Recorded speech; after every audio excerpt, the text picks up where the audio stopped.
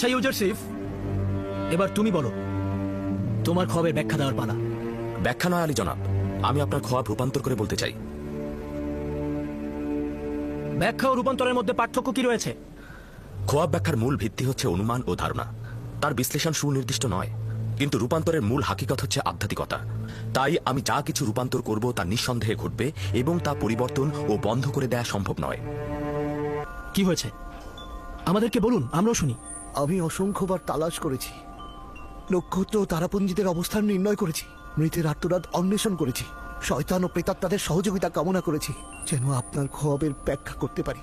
কিন্তু এমন কোনো খোয়াব নেই যেগুলি আমরা ব্যাখ্যা করতে সক্ষম হইনি, কিন্তু আপনার খোয়াব একেবারেই ভিন্ন। এই খোয়াবের ব্যাখ্যা দেওয়া আসলে আমাদের পক্ষে সম্ভব নয়। মহামান্য বাদশাহ, আমরা তিনজনই আমাদের জাদুশাস্ত্র ও সামর্থ্য দিয়ে আপ্রাণ চেষ্টা করেছি, কিন্তু পারিনি। আমাদের সকল খোয়াব বিশ্লেষণকারীদের ব্যাখ্যা হচ্ছে প্রাগৈতিহাসিক কাল থেকে গরুকে মিশরের জন্য বছর হিসেবে ব্যাখ্যা করা হয়েছে। আপাতত এটাই পেয়েছি।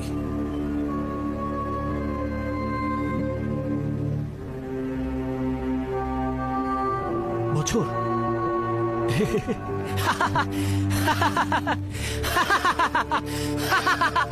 বছর?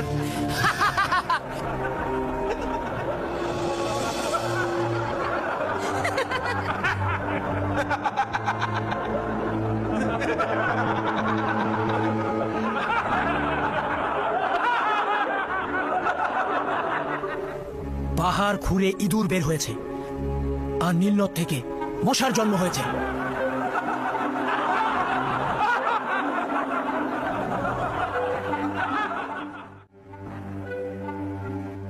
আমার খোয়াবের ব্যাখ্যা হলো গরু মানে বছর।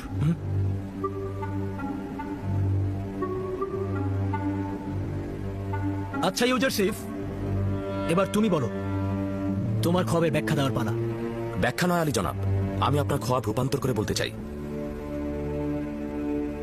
ব্যাখ্যা ও রূপান্তরের মধ্যে পার্থক্য কি রয়েছে? খোয়াব ব্যাখ্যার মূল ভিত্তি হচ্ছে অনুমান ও ধারণা, তার বিশ্লেষণ সুনির্দিষ্ট নয়। কিন্তু রূপান্তরের মূল হাকিকত হচ্ছে আধ্যাত্মিকতা। তাই আমি যা কিছু রূপান্তর করব তা নিঃসন্দেহে ঘটবে এবং তা পরিবর্তন ও বন্ধ করে দেয়া সম্ভব নয়। এই সকল বিশ্বাস কোথা থেকে পেলে ইউজারশিপ?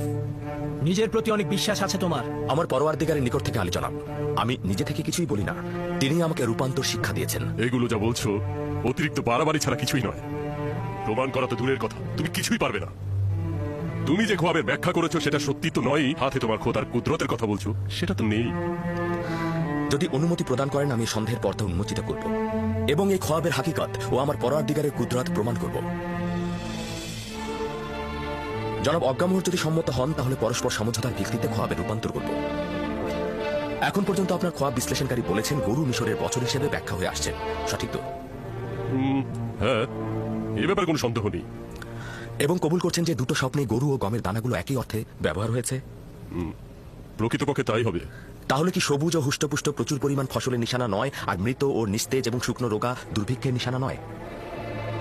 ভিন্ন কোনো ব্যাখ্যা জেহেনে আসছে না। আপনি স্বীকার করলেন। তাহলে কি আমরা সিদ্ধান্ত গ্রহণ করতে পারি না যে মিশরে 7 বছর প্রচুর ফসল উৎপাদিত হবে এবং পরের 7 বছর শুষ্ক মৌসুম ও দুর্ভিক্ষ বিরাজ করবে?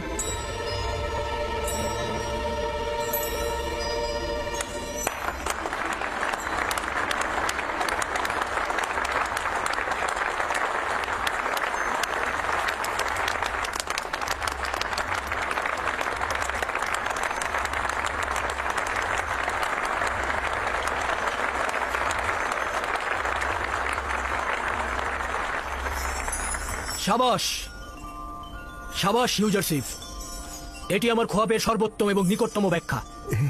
এটাই সঠিক ব্যাখ্যা। জওয়ান ইউজারশিপ সঠিক ব্যাখ্যাই করেছেন। দেখলেন তো অজ্ঞামোহর, বলেছিলাম না এরা ফাউ খাওয়ার দল। এরা অযথাই নিজেদের খোয়াব বিশ্লেষণকারী দাবি করে।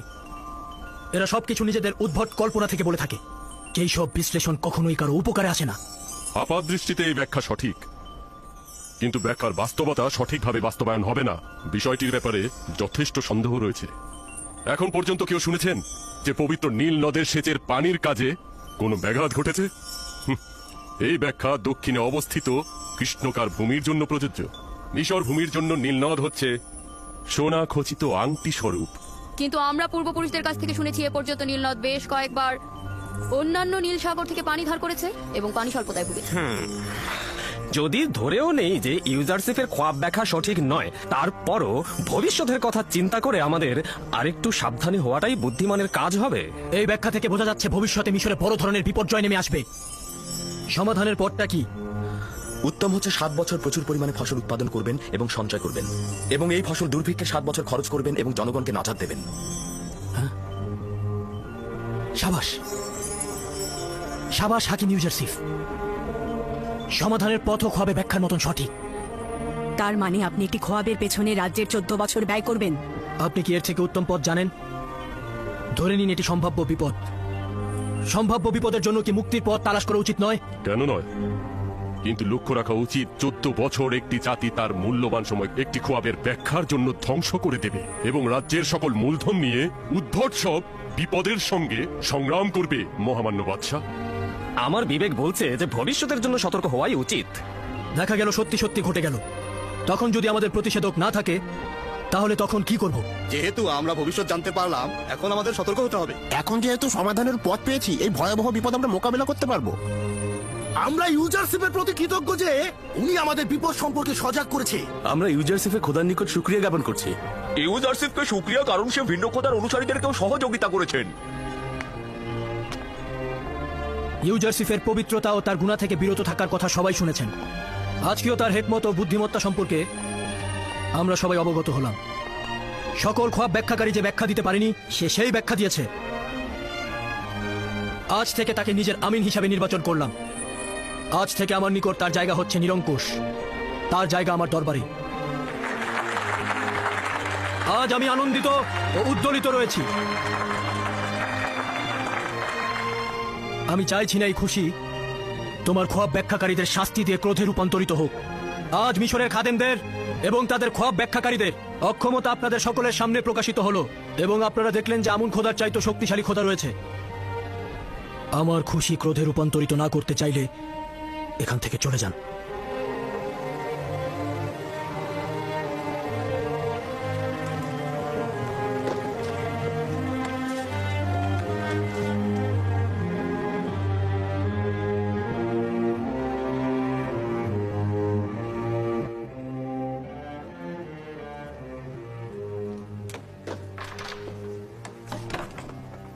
পুরা আহাম্মক একজন।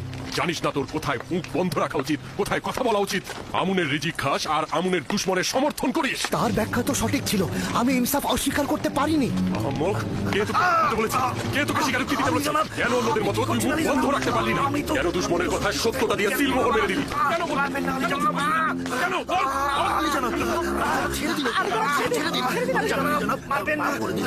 বাদী আমর, আলী জনাব, এটাকে নিয়ে যাও। আলী জনাব, রহম করুন আলী জনাব। আমি খেয়ানতকারী নই আলী জনাব, আমাকে রহম করুন আলী জনাব। আমি খেয়ানতকারী নই আলী জনাব। এখন তো তুই লাঞ্ছনা ইবাদত খানা ও ইবাদত খানার খাদেমদের জন্য আসেনি। নিঃসন্দেহে পরাজয়ের খবর মিশরের আনাচে কানাচে অতি দ্রুত পৌঁছে যাবে।